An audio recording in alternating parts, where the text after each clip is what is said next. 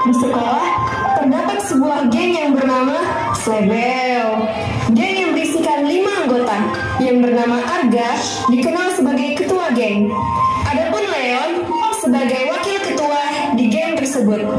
Dan juga ada 3 anggota lainnya dari geng Slebel yaitu Gavin, Devano, dan Azka.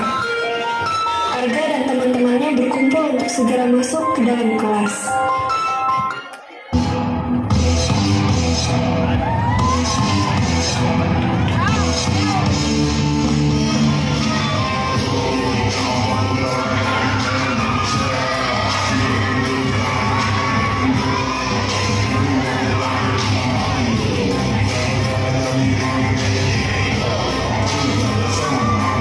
Pada pagi Rabu yang cerah, tepat di jam 7.15, di mana bel sekolah telah berbunyi menandakan saatnya waktu masuk ke kelas.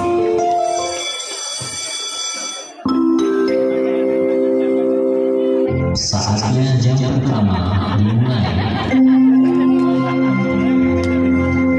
Di mana pada saat ini, Bu Salsa sedang membahas materi mengenai bahaya menggunakan narkoba bagi kesehatan mental dan fisik seseorang. Selamat pagi anak-anak. Baik, jadi hari ini Ibu akan menjelaskan materi mengenai bahayanya narkoba bagi kesehatan mental dan fisik seseorang. Narkoba merupakan bahan atau zat yang jika dimasukkan ke dalam tubuh manusia, baik secara oral atau diminum, dihirup maupun disuntikkan dan mengubah pikiran, suasana hati atau perasaan dan perilaku seseorang. Jadi Bu, anak broken home kayak Devano boleh dong pakai narkoba biar dia nggak stres terus. Apaan sih? Gak ada yang lucu. Bu Salsa terus menjelaskan materi sampai akhirnya Gavin pun tertidur. Bel pergantian jam pelajaran pun berbunyi. Saatnya jam kedua dimulai. Namun, guru yang mengajar hari ini tidak hadir. Akhirnya, mereka pun memutuskan pergi ke markas, tempat khusus perkumpulan anak Slebel yang berada di belakang sekolah. Mereka sedang berkumpul dan duduk santai sambil berbincang-bincang. Azka yang merasa sedikit bosan dengan usil menggombali Zea, pacar Azka.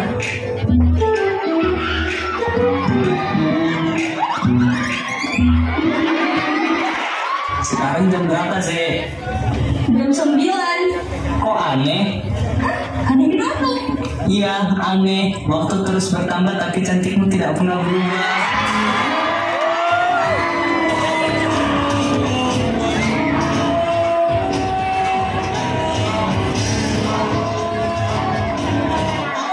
Guys, aku punya barang baru nih. Pada mau nyoba nggak? Barang apaan kok? Gavin menunjukkan barang tersebut kepada teman-temannya. Ternyata barang tersebut adalah narkoba atau sabu-sabu yang membuat seluruh anak Slebel pun terkejut. Kamu dapat dari mana barang itu?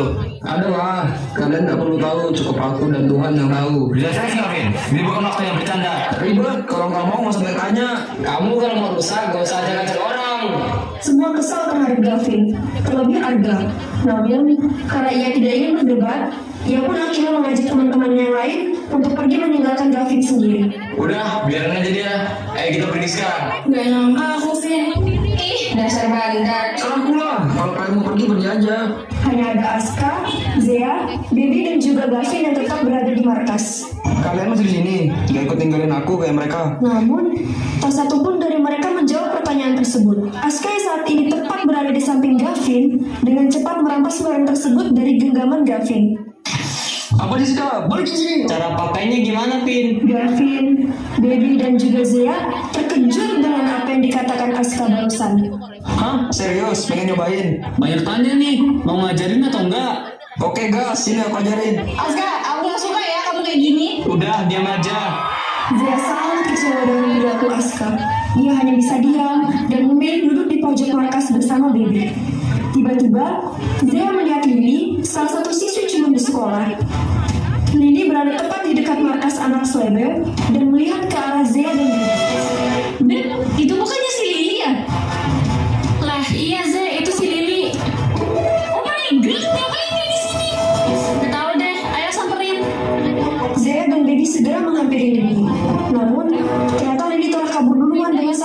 sehingga Zea dan Bibi tidak sempat menyusulnya. Amel, aku ada berita baru buat kamu, Mel. Berita apaan nih? Mel, si Aska sama Gavin, mereka berdua udah didudukin narkoba ke sekolah ini. Hah? Serius nih? Aku lihat sama mata kepala aku sendiri, Mel. Seriusan, aku lihat mereka. Mereka gak cuma yang berdua aja, Mel. Hah? Emang ada siapa lagi, Li? Ada Zea sama Baby di sana, Mel. Astaga, ternyata mereka ikutan juga. Li, kita harus laporin ke pihak sekolah biar mereka semua dapat hukuman. Zea dan Baby sangat merasa khawatir saat ini. Jika Lili melihat kelakuan Aska dan Gavin lalu melaporkannya ke pihak sekolah, maka mereka semua akan berada dalam bahaya. Loh, Beb, dia kabur. Gawat, Zea, gimana kalau dia ngeliat kelakuan Aska sama Gavin? Zea dan Baby pun bergegas kembali ke markas untuk menghentikan kelakuan Aska dan Gavin sebelum mereka semua dalam masalah.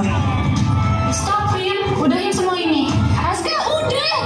Gavin, kelakuan kali ini udah dilihat sama Lili. Aska dan Gavin dengan cepat membereskan semuanya dan menyembunyikan barang tersebut di tempat yang aman menurut mereka. Entah saat ini mereka dalam keadaan sadar ataupun setengah sadar, Aska dan Gavin sangat merasa ketakutan dan gelisah. Serius, si Lili ngeliat. Iya, Ska. Kalau dia sampai lapor, gimana dong? Udah tenang, jangan heboh panik kayak gini. Mereka pun bergegas meninggalkan markas dan kembali ke kelas masing-masing. Sesampainya di depan kelas, Gavin dan Aska melihat Arga dan Ana yang sedang duduk santai di sana. Duluan masuk ke kelas, Kak. Aku mau bicara sesuatu sama Arga. Arga, aku mau bicarain sesuatu sama kamu. Mau ngomong apaan? Aku sama Aska saat ini lagi dalam masalah. Masalah? Maksudnya? Tadi aku sama Aska gunain barang itu di markas kita. Terus kata Baby, si Lili melihat kelakuanku sama Aska waktu gunain barang itu. Gila kalian berdua. Kalau sampai pihak sekolah tahu, kita semua bakalan kena masalah, Vin. Arga, bantuin kita. Lakuin sesuatu buat selamatin aku sama Aska. Biar aku aja yang urus semuanya, Vin. Jangan, nak. Tenang aja, Arga. Ini berurusan sama cewek. Kamu gak pantas hadapin semua ini. Biar aku yang selesaiin. Ini masalah cewek sama cewek. Percaya sama aku kalau ini bakal selesai. Aku percaya sama kamu. Kamu gak usah khawatir, Vin. Semuanya bakal aman. Ana pun pergi meninggalkan Arga dan Gavin. Dia bergegas mencari Lili di sekitaran sekolah. Di tengah perjalanan, Ana bertemu dengan Zea dan Bibi. Ana, Bibi dan Zea melanjutkan perjalanan mereka. Akhirnya, mereka melihat Lili duduk sendiri di taman sekolah. Mereka pun dengan cepat menghampiri Lili. Lili, kamu ngelakuin apa ke kita? Gak ngelakuin apa-apa. Gak usah bohong, Li. Dengar ya, Li. Kalau kamu masih mau aman di sekolah ini, mending tutup mulut. Jangan sampai apa yang kamu lihat tentang kelakuan Gavin sama Aska didengar murid lain, terutama pihak sekolah. Paham, Li? Awas aja, tuh ember. Awas sampai kamu nyebarin semuanya. Kalau sampai kesebar, aku gak bakalan pernah maafin kamu dan hidup kamu gak bakalan tenang. Tanpa berbasa-basi, Ana, Baby dan Zea meninggalkan Lili dan bergegas menuju ke markas lalu memanggil semua anak selebel untuk berkumpul. Gimana, nak? Semuanya aman? Masalah sama Lili udah kelar. Serius, nak? Iya, Kak, semuanya udah beres. Saat tiba di kelas, Arga tidak melihat Devano di kursinya. Arga bertanya pada Gavin yang duduk bersampingan dengan Devano. Namun, Gavin pun tidak tahu di mana keberadaan Devano. Tiba-tiba, guru BK dan guru TU datang ke kelas mereka, memberitahu bahwa akan diadakan razia di seluruh kelas. Anak-anak, mohon perhatian sebentar ya. Pihak sekolah baru saja mendapatkan laporan bahwa ada murid yang menyelundupkan barang terlarang di sekolah ini. Oleh karena itu, kami akan melakukan razia. Mohon kerjasamanya. Ternyata, dalam dibalik razia dadakan ini, tidak lain dan tidak bukan adalah ulah Amel yang dengan sengaja melaporkan masalah yang ia ketahui dari Lili ke pihak sekolah.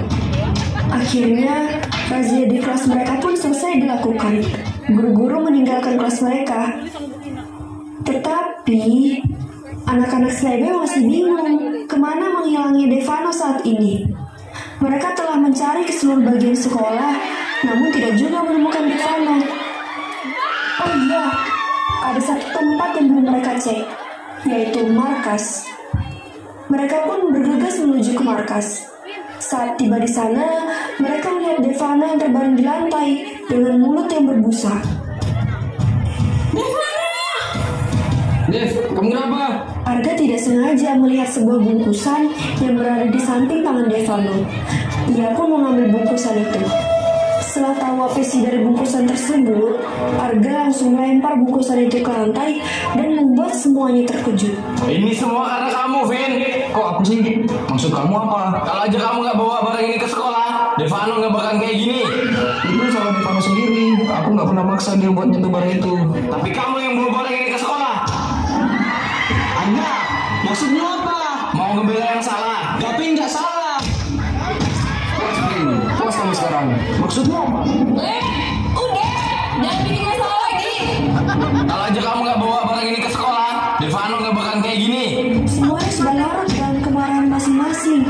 Arga, Gavin, Leon, dan Aska bukannya menolong temannya yang sedang sekarat, malah berkelahi hebat di markas. Sementara Devano sudah terbaring di pangkuan Kay dengan kondisi yang kritis dan tak berdaya. Gavin, udah Vin, Leon, udah, berhenti, Anda. Tiba-tiba terdengar teriakan seorang guru. Berhenti, ada apa ini? Lantas menghentikan keributan yang sedang mereka lakukan. Kenapa kalian berkelahi di sekolah seperti ini? Ada apa ini? Cepat telepon ambulans sekarang. Salah satu di antara mereka langsung menelpon ambulans. Namun semuanya terkejut saat Devano tiba-tiba memegang dadanya. Terlihat seperti ia mengalami sesak yang begitu hebat. Dengan seketika Devano terdiam. Matanya pun perlahan tertutup. Dev, sadar. Buka matamu, Dev. Gaby yang berada di samping Devano langsung meraih tangan Devano dan mengecek denyut nadinya. Gak mungkin. Maksudmu apa, Beb? Denyut nadi Devano udah gak ada. Semua yang berada di sana seketika shock berat.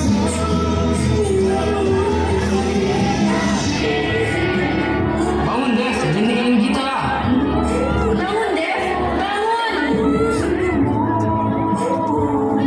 Ini semua pasti gara-gara kamu, Kay. Devano udah gak ada. Itu semua gara-gara kamu.